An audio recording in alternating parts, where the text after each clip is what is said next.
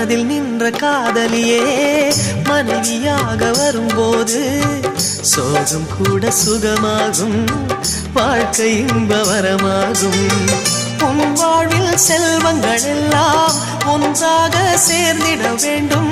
பூவே உன் புன்னகை என்றும் சந்தோஷம் தந்திட வேண்டும். ஆசை காதல் கைகளில் சேர்ந்தால் வாழ்வே சொர்க்கம் ஆகுமே. ஆசை காதல் கைகளில் சேர்ந்தால் வாழ்வே சொர்க்கம் ஆகுமே.